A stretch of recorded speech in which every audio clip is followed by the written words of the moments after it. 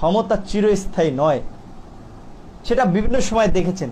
Just কচু পাতার পানির মতো, জনগণ ফুঁসে উঠলে 1 সেকেন্ড লাগবে না ক্ষমতা থেকে পদচ্যুত হতে।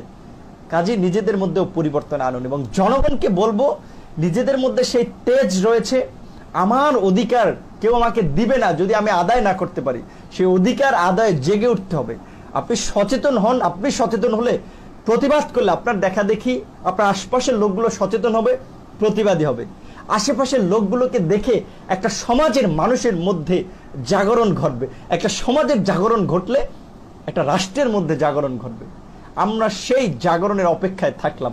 আপনারা যেদিন জেগে উঠবেন সেদিন এই দেশের পরিবর্তন হবে। আর সেই পরিবর্তনে একজন সহযোদ্ধা হিসেবে, একজন লড়াকু সৈনিক হিসেবে কাজ করার জন্য আমরা ছাত্র অধিকার পরিষদ, যুব অধিকার পরিষদ, শ্রমিক অধিকার পরিষদ, প্রবাসী অধিকার পরিষদ রয়েছে। আর যারা আমাদের সাথে কাজ করতে চান, এই সংগ্রামে সামিল হতে চান, তাদেরকেও আপনার সালাম ও শুভেচ্ছা, আপনাদেরকেও স্বাগত জানাচ্ছে আমাদের এই সংগ্রামে। ধন্যবাদ।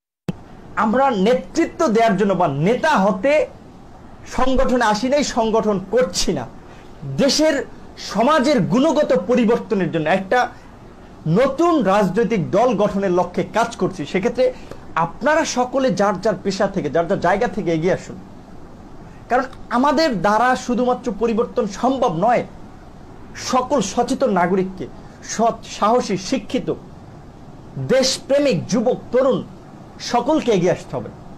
আপনারা যদি এগিয়ে আসেন, আমাদের সাথে যদি কাজ করেন, আমাদেরকে যদি আপনার সাথে নেন, তবেই আমরা পরিবর্তন করতে পারবো, এই সমাজকে বিনির্মাণ করতে পারবো। যে কাঙ্ক্ষিত স্বপ্নের সোনার বাংলা আমরা চাই, সেটি বিনির্মাণ করতে পারবো। সেই লক্ষ্যে আপনাদের সকলের অংশগ্রহণ আমরা কামনা করি। আমরা একটা কথা বলছি যে দেখেন, আমরা এখানে নেতৃত্ব দেবো এমনটি নয়। আপনার যদি যোগ্যতা থাকে, আপনার যদি সেই ধরনের কোয়ালিটি থাকে, আপনার নেতৃত্বে আমরা কাজ করব। নেতৃত্ব ডাজন্ট ম্যাটার, কে নেতৃত্ব দেবে। আপনার কোয়ালিটি থেকে, আপনার নেতৃত্বে আমি বিপিন আপনার পিছনে থাকবো, আমার সহযোদ্ধারা আপনার পিছনে থাকবে। দয়া করে সেজন্য বলবো যে আজকে সারা বাংলাদেশে ইতিমধ্যেই ছাত্র অধিকার পরিষদ, যুব অধিকার পরিষদ, শ্রমিক অধিকার পরিষদ, প্রবাসী অধিকার পরিষদ এবং ইতিমধ্যেই সারা বাংলাদেশের মানুষের মাঝে একটা বেশ ইতিবাচক সাড়া ফেলেছে। সেই ক্ষেত্রে যারা কাজ করতে চান, তারা আমাদের যে সহযোদ্ধারা রয়েছে, অনেকে পিছনে বলি যে ভাই দেশে কি হবে, দেশের ভবিষ্যৎটা কি, ভাই কি হচ্ছে এগুলো দেশে, খুব মুখরোচক কথাবার্তা বলি, অথচ বুকের পাটা নাই, মেরুদণ্ড নাই যে প্রকাশ্যে বলবো।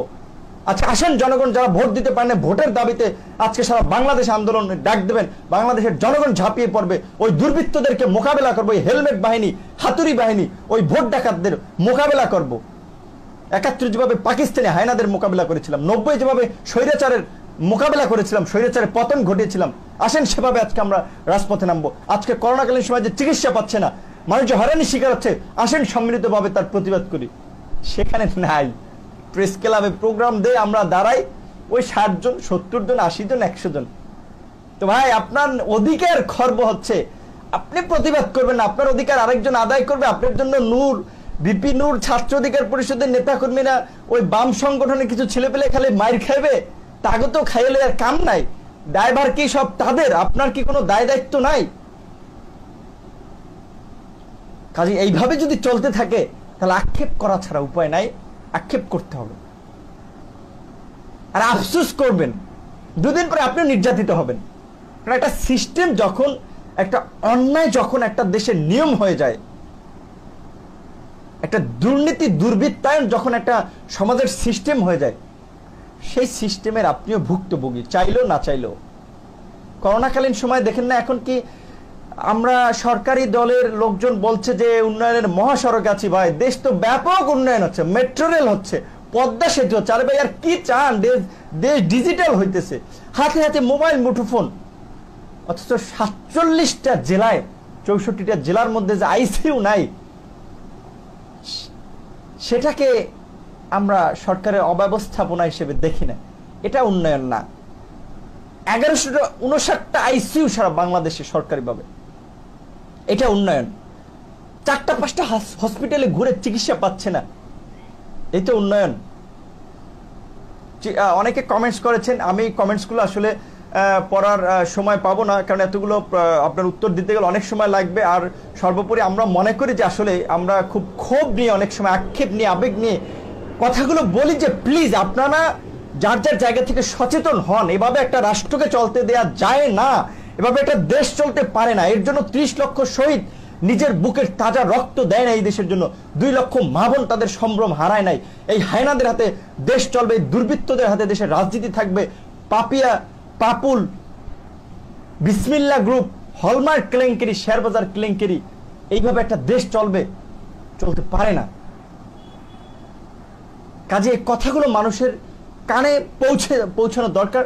যারা এই মুহূর্তে লাইভের সাথে আছেন সকলে যদি শেয়ার করেন, আলহামদুলিল্লাহ সকলের কাছে আমাদের এই কথাগুলো পৌঁছে যাবে এবং আমরা বিশ্বাস করি যে একদিন জনগণের প্রতিবাদে রাজপথে নেমে আসবে, আমাদের ডাকে সাড়া দেবে।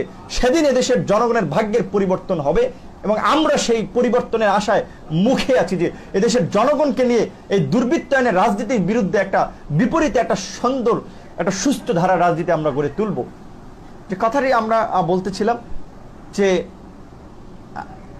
করোনাকালীন সময়েও আজকে কর্মহীন হয়ে পড়ে শ্রমিকরা, নিম্ন আয়ের মানুষ খুবই কষ্টে দিন যাপন করছে। সেখানে সরকারের কোনো কর্ণপাত নাই।